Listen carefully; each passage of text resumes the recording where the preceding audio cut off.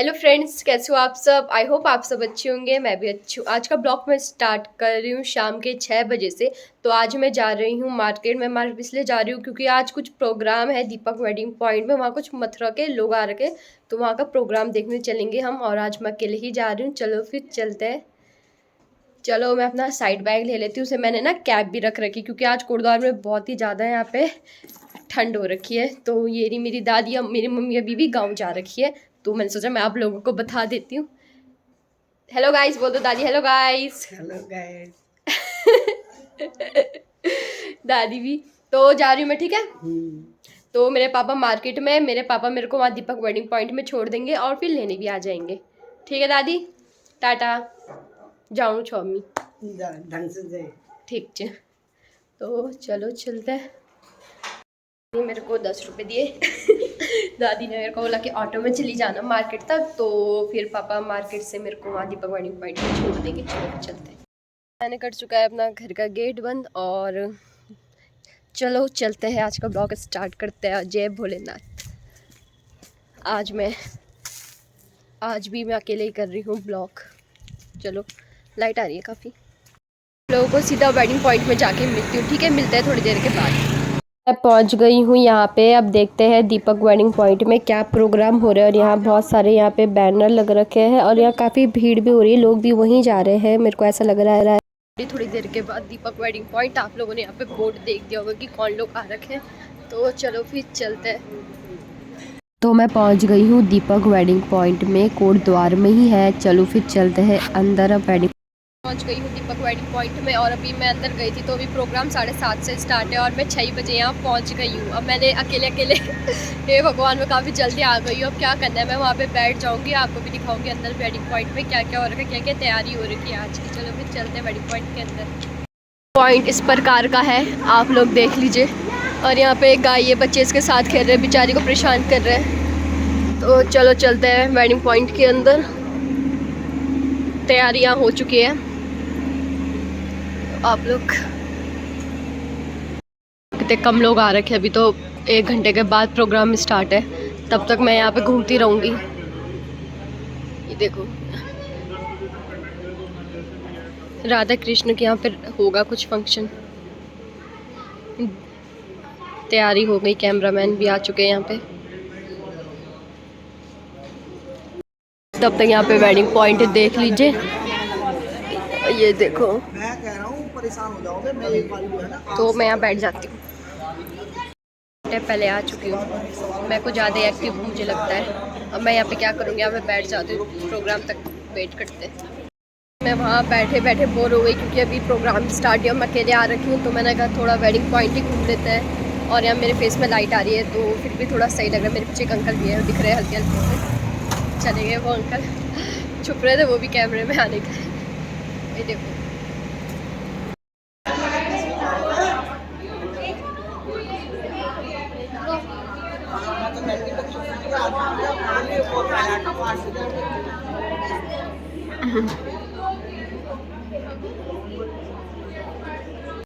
काफ़ी भीड़ हो चुकी है क्योंकि अब बज चुके 8 और मैं यहाँ 2 घंटे से वेट कर रही थी। तो आप लोग ये वीडियो मेरी ज़्यादा से ज़्यादा शेयर करें क्योंकि मैंने 2 घंटे का यहाँ वेट कर रखा है।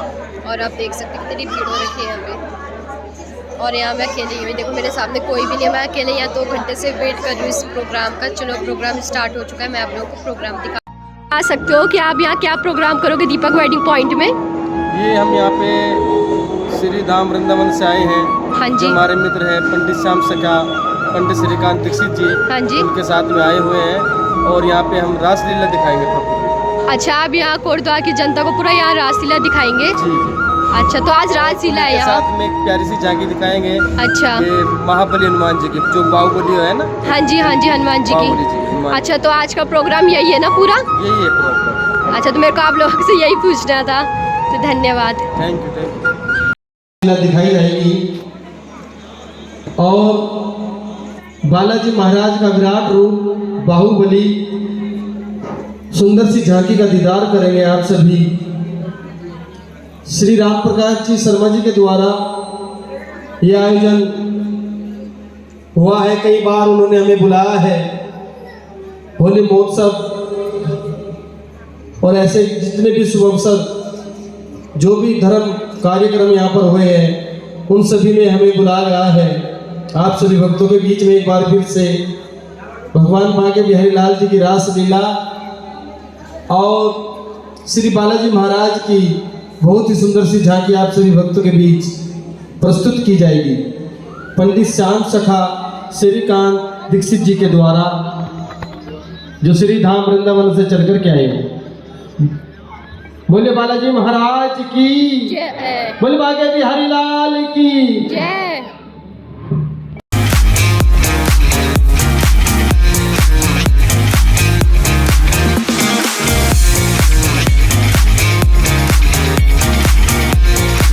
और यहाँ पे आ चुके हैं अब हनुमान जी। तो सबसे पहले हनुमान जी यहाँ पे किया था, इसके बाद अभी और प्रोग्राम है तो मैं आप लोगों को दिखाती रहूँगी। तो हनुमान जी का यहाँ पे पूरा लुक मेरे को बहुत ही ज़्यादा अच्छा लगा और मैं आप लोगों को गाना नहीं सुना सकती, हल्का बहुत ही सुना पाऊँगी मैं आप लोगों को गाना। और मैं यहाँ अपने आप को देख रही हूँ बीच बीच में ये कितनी यहाँ पे भीड़ हो रखी है, तो यहाँ बहुत ज़्यादा भीड़ हो गई है। अब आगे प्रोग्राम देखते हैं, चलो। उन्हीं की तरह संस्कारवान बने। अरे होगा क्यों नहीं, माघ मास की चतुर्दशी को जो हुआ है, अरे मेरे नंदोई ने मुहूर्त देखा था, घड़ी मुहूर्त देखा था। अरे देखना बालक बड़ा गुणवान होगा। अरे हाँ, पंडित बद्री प्रसाद जी तो बड़े पूजा पाठ और नियम धर्म वाले हैं। अब परिवार के संस्कार तो बच्चे पर पड़ेंगे ही ना। हाँ जी चलिए चलिए। पंडित बद्री प्रसाद जी के पुत्र कृष्णा शैशव काल से ही सर्वगुण संपन्न थे। उनमें वे सभी गुण थे जो कि एक बच्चे में होना चाहिए। बूढ़ी महिला के लिए कितने दुखी होते हैं।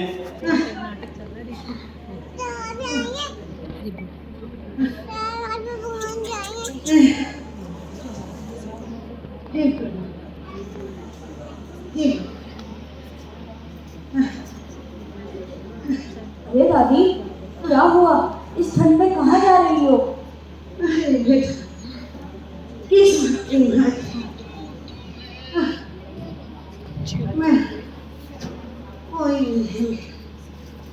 बुखार जुकाम लगा हुआ, दवाई जा रही थी बहन जी के पास। अरे दादी आपके पास तो गर्म कपड़े भी नहीं है, आप कहाँ रहती हो? बेटा यहीं पास के गांव में रहती हूँ। जो दवाई ला के दे दे।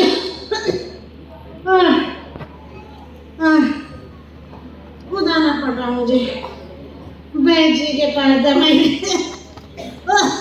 अरे दादी आपके पैरों में तो चप्पल भी नहीं है, आप रुको मैं अभी आता हूँ। बेटा चला गया जाना, ठंड बहुत हो रही है।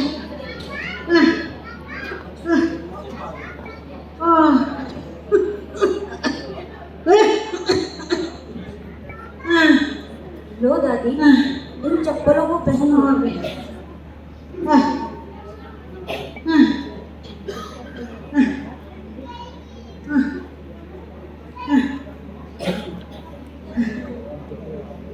और इस शाल को ओढ़ लो।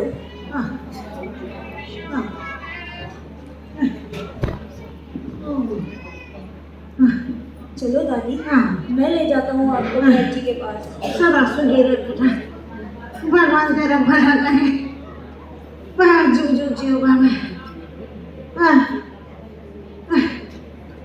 हे प्रभु, हे प्रभु। उनके दयालुता की, वो कितने दयालु थे अभी आप आगे देखेंगे।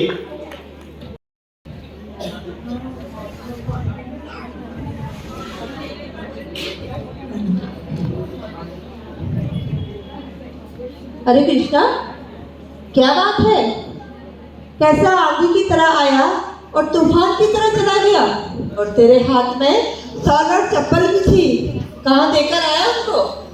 माँ, रास्ते में एक दादी मिली थी, वह बहुत बीमार थी, उसके पैरों में चप्पल भी नहीं थी, तो मैं वह शाल और चप्पल उसे दे आया। तो इतनी देर कहाँ रह गया? माँ, मैं उन्हें बैद जी के यहाँ ले गया था। बहुत बड़ा बैद बनूंगा। ठीक है, पहले बड़ा तो हो जा।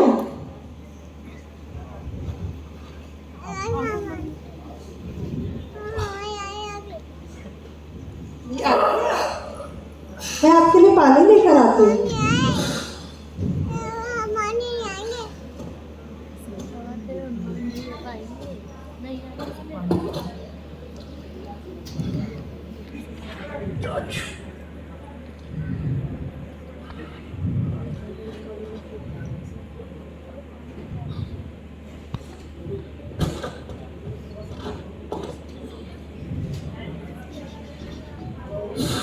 लो पिताजी।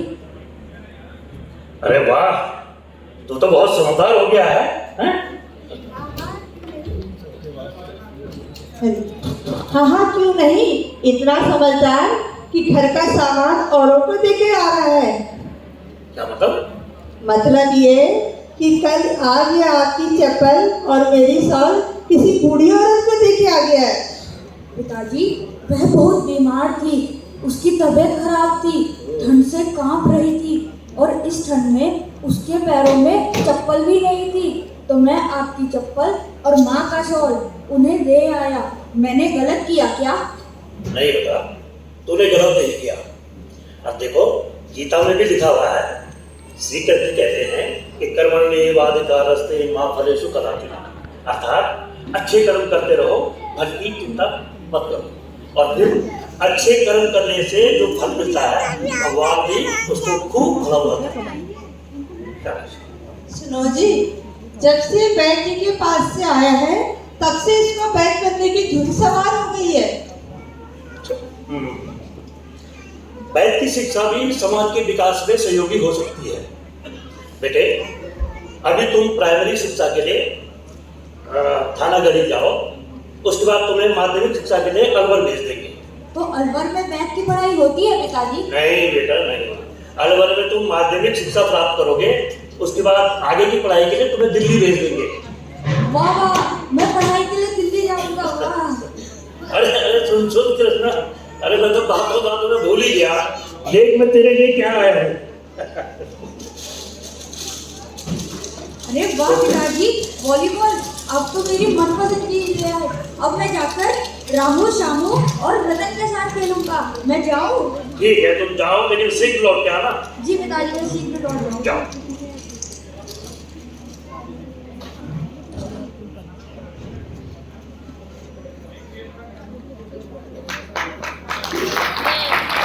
ये झलकियों के रूप में आपको दिखाया जा रहा है, छोटी छोटी झलकियां उनके व्यक्तित्व की, उनके चरित्र की। अब देखिए आगे।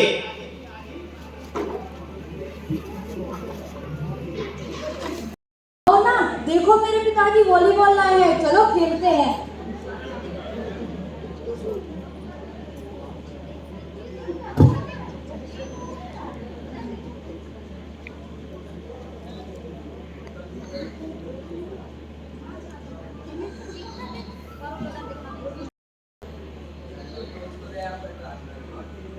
नहीं भाई, मेरा तो व्यायाम का समय हो गया है, मुझे तो व्यायाम करना है, मैं जाता हूँ। को सुचारू रूप से चलाने के लिए कुछ नियम बनाने चाहिए और उनका पालन भी करना चाहिए।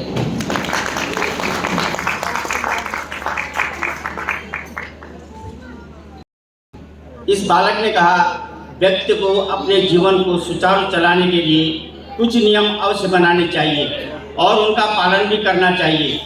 माताओं, बहनों और भाइयों, इस तरह बालक कृष्णा खेलते कूदते तथा व्यायाम करते हुए बड़े होने लगे। उन्हें वॉलीबॉल का बड़ा शौक था। एक बार वॉलीबॉल खेलते हुए वह गिर पड़े, उनका हाथ फ्रैक्चर हो गया। गांव में चिकित्सा का बड़ा अभाव था, तो हाथ की हड्डी सही नहीं जुड़ पाई, हाथ टेढ़ा ही रह गया। सो इस घटना से उनके दिलो दिमाग पर ऐसी छाप पड़ी कि वे वैद की पढ़ाई करने दिल्ली चले गए। देखिए आगे।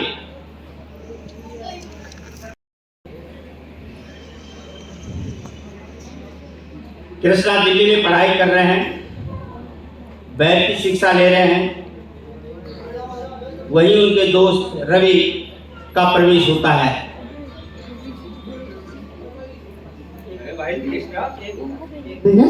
आज तो रिजल्ट निकलना था रवि, और तुम, अरे आओ यार, आओ बैठो, बैठिए बैठिए। अरे आज तो रिजल्ट निकलना था और तुम यहाँ किताबों में सिर घुसाए बैठे हो।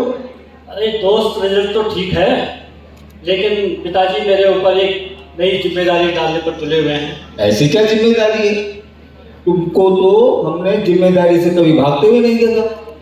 हाँ दोस्त, जिम्मेदारी से तो भागना भी नहीं चाहिए, यही मेरा वसूल और मेरा कर्तव्य भी है। लेकिन पिताजी एक ऐसी जिम्मेदारी डाल रहे हैं जिसके लिए मैं अभी तैयार नहीं हूँ। ऐसी क्या जिम्मेदारी है? दोस्त, एक तो वो मुझे दुगड्डा बुला रहे हैं, जहाँ वो सेवा करते हैं, मंदिर में सेवा करते हैं, वहाँ बुला रहे हैं। अरे भाई, ये तो बहुत अच्छी बात है। गुरुकुल की शिक्षा, धर्म कर्म का ज्ञान सब बांटने का समय आ गया है। उनके कार्य में हाथ भी बढ़ जाएगा। तो दोस्त, मैं अपनी जिम्मेदारी से कब भाग रहा हूँ? मैं कहीं पीछे नहीं है अपनी जिम्मेदारी से, किंतु वो मेरा विवाह करना चाहते हैं। अरे वाह, इसके लिए मैं भी तैयार नहीं हूँ। ये तो बहुत अच्छी बात है, लेकिन विवाह कहाँ से हो रहा है? दोस्त, जयपुर स्टेट के रायसर गांव से कोई पंडित नारायण साहब जोशी हैं, उन्हीं की पुत्री है भगवती देवी, उन्हीं से विवाह निश्चित हुआ है। अरे वाह, दूल्हे बनेंगे पंडित जी और दावत बुलाएंगे हम। लेकिन यार, मैं तो तुम्हें एक खुशखबरी देने आया था। तुमने तो यहाँ दो खुशखबरी सुना दी। क्या खुशखबरी थी, बताइए। अरे भाई, पंडित श्री कृष्ण महाराज जी, आप वेद विशारद की परीक्षा में प्रथम श्रेणी में उत्तीर्ण हुए हो। बधाई हो, बधाई हो। बड़ी अच्छी खबर लेकर आए हो। ठीक है, ठीक है। और इस प्रकार बालक कृष्ण न केवल विवाह बंधन में बंध गए, बल्कि अपनी पिता की सहायता हेतु दुगड्डा आ गए, जहां उन्होंने नगरवासियों के आग्रह पर श्री कृष्ण औषधालय की स्थापना की। इस एक बार की बात है कि वे पूर्ण व प्रख्यात वैद्य विशेषज्ञ हो गए थे तथा ज्योतिष का भी उन्हें बहुत ज्ञान हो गया था।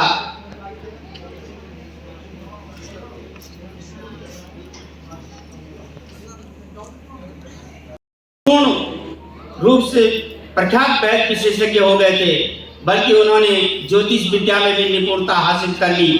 और इस प्रकार पंडित कृष्णा जी न केवल विवाह बंधन में बंध गए, बल्कि अपने पिता की सहायता हेतु दुगड्डा आ गए, जहां उन्होंने नगर वासियों के आग्रह पर श्री कृष्ण औषधालय की स्थापना की। एक बार की बात है, सन 1975 की बात, श्री कृष्ण भगवान जन्माष्टमी का दिन था।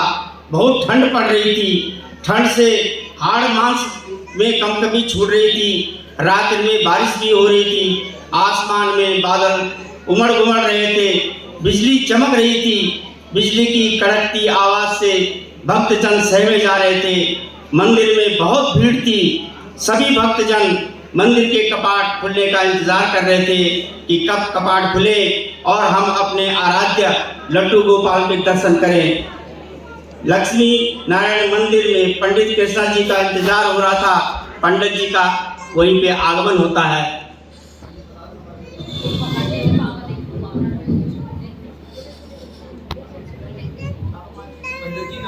नमस्ते पंडित जी। हाँ जी। एक खराब है, लेकिन मुझे तो स्नान करना अति आवश्यक है।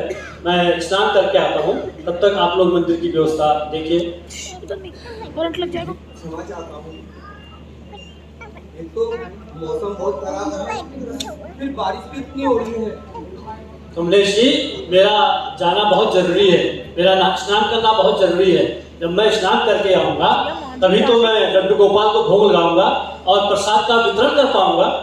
अरे पंडित जी, पंच स्नान करके भोग वितरण कर दीजिए, बहुत ठंड है। नहीं नहीं, मैं अपने सिद्धांत के वसूल के से बाहर नहीं जा सकता। मैं तो स्नान करके आऊंगा, उसके बाद ही जो है लड्डू गोपाल जी को भोग लगाऊंगा। ठीक है पंडित जी, जैसी आपकी इच्छा। धन्य हो पंडित जी, तुम्हारी निष्ठा और तुम्हारी भक्ति को बार बार नमस्कार। नमस्कार।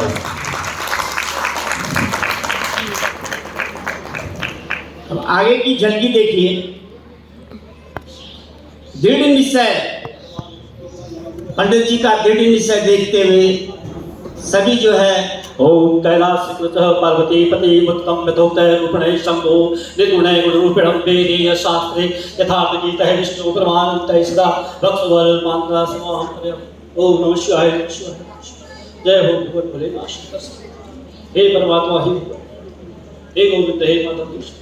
ओम नमो भगवते वासुदेवाय, ओम नमो भगवते वासुदेवाय। हरि ओम नमः शिवाय, नमः शिवाय, नमः शिवाय, नमः शिवाय। ओम नमः शिवाय, नमः शिवाय, नमः शिवाय, नमः शिवाय। हम पंडित जी पूर्ण रूप से वैद्य ओम नमः शिवाय और ज्योतिष बन गए थे कि अब लोग उनके पास आने लगे अपने जन्म पत्रियां दिखाने और उनसे दवाई लेने के लिए, जिसका कि हर बीमारी पर असर हो जाता था। पंडित रामविलास जी के यहाँ पहुंचते हैं। तुम कब आए डुगड्डा से? दोस्त, यहाँ तो कल ही आया हूँ मैं। और घर में सब ठीक है? परिवार में सब लोग ठीक हैं आपके? क्या बताऊं, तुम्हारी भाभी की बहुत तबीयत खराब है। डॉक्टरों ने भी जवाब दे दिया है, अब तो भगवान ही कुछ करे। अरे तो मुझे पहले बताया होता ना। कहाँ है भाभी जी, बताओ। देखो,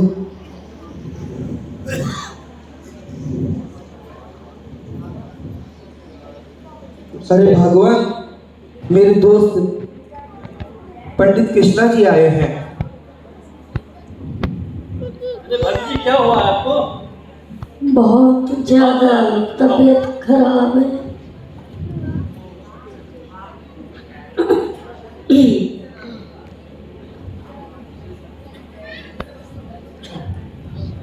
रामविलास जी, देखो मैं कुछ दवाइयाँ लिख दे रहा हूँ।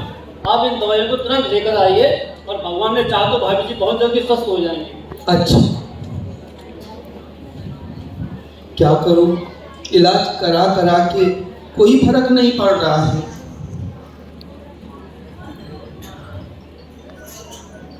खा रही हैं? थोड़ा सा दलिया ले रही हूँ। हाँ ठीक है, बहुत जरूरी है।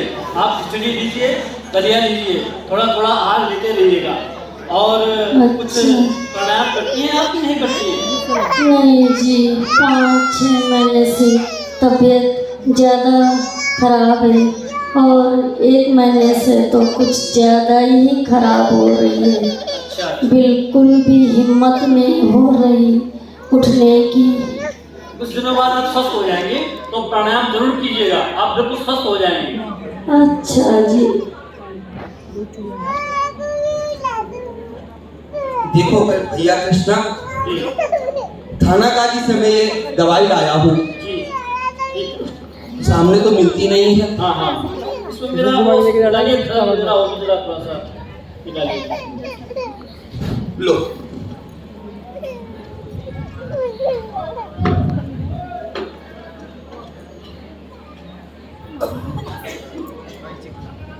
ठीक है, दवाई देख लीजिए।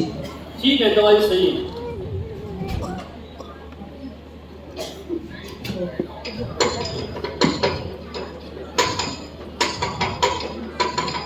वैद्य रूप में कृष्णा जी, वैद्य के रूप में ये मैं इन दवाइयों की पुड़िया बना देता हूँ और आप इन दवाइयों को सुबह शाम दोपहर तीनों टाइम भाभी जी को बराबर बराबर मात्रा में देते रहें। ठीक। और भगवान ने चाहा तो ये बहुत जल्दी स्वस्थ हो जाएंगे। लीजिए भाभी जी, मुंह खोलिए। ठीक तो है। एक खुराक तो मैंने इनको दे दी है और बाकी खुराक जो है आप इनको सुबह शाम दोपहर तीनों टाइम बराबर देते रहिएगा। ये भगवान ने चाहा कि ये सब बहुत जल्दी स्वस्थ हो जाएंगे। ठीक है, ये लीजिए। अच्छा, फिर मैं चलता हूँ। ठीक है, ठीक है भाई, बहुत जल्दी स्वस्थ हो जाएंगे। ठीक है, अच्छा भाभी, नमस्कार। धन्यवाद। लीजिए पंडित जी।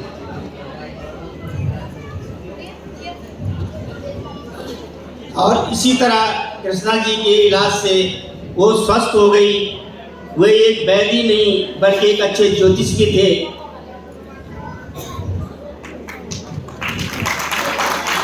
अगली झलकी देखिए, ये उनके व्यक्तित्व की झलकियां हैं। ये उनके व्यक्तित्व की झलकियां हैं जो उनके अपने जीवन में हुई हैं। उन्होंने किस तरह से जीवन अपने व्यक्तिगत जीवन में लोगों के लिए कितना सहयोग किया है। आगे देखिए,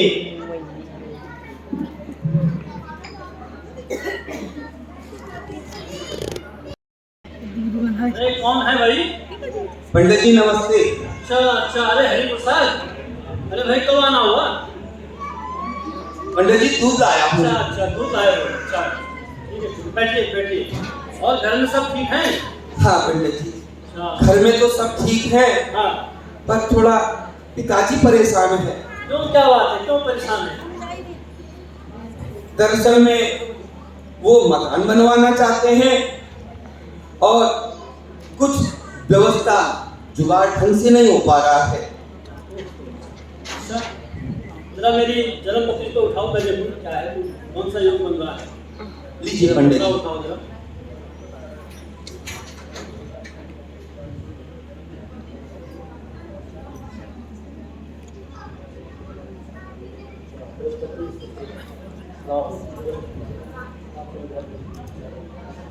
अरे ये तो बहुत सुंदर योग बना है। जाओ अपने पिताजी से कहना कि मैं परसों भूमि पूजन करने आ रहा हूँ। भूमि पूजन? हाँ, लेकिन पंडित जी उस जमीन में तो बहुत झाट अंगाड़ है। अरे जो मैं कहता हूँ वो कर। अपने पिताजी को कहना कि मैं परसों भूमि पूजन करने आ रहा हूँ। ठीक है पंडित जी, आप कहते हैं तो। और इस तरह पंडित जी उसे आश्वासन देते हैं कि 1 साल के अंदर तुम अपने मकान में होंगे। ये थी उनकी ज्योतिष विद्या। आगे देखिए, 11 महीने बाद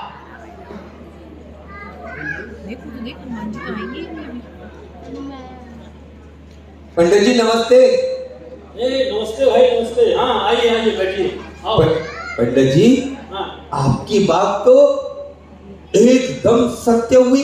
अच्छा, आपने कहा था कि 1 साल के भीतर भीतर तुम अपने नए मकान में प्रवेश करोगे, और यहाँ तो 11 महीने में। आज मैं देखो आपको गृह प्रवेश के पूजन के लिए निमंत्रण देने आया हूँ। ठीक है, तुम चलो, मैं आता हूँ। आइए पंडित जी। ठीक है, आता हूँ। आइए पंडित जी। तौर पे आपको हमने ये झलकियाँ दिखाई उसके लिए, और आपने बहुत आनंद से इसे देखा, उसके लिए बहुत बहुत धन्यवाद।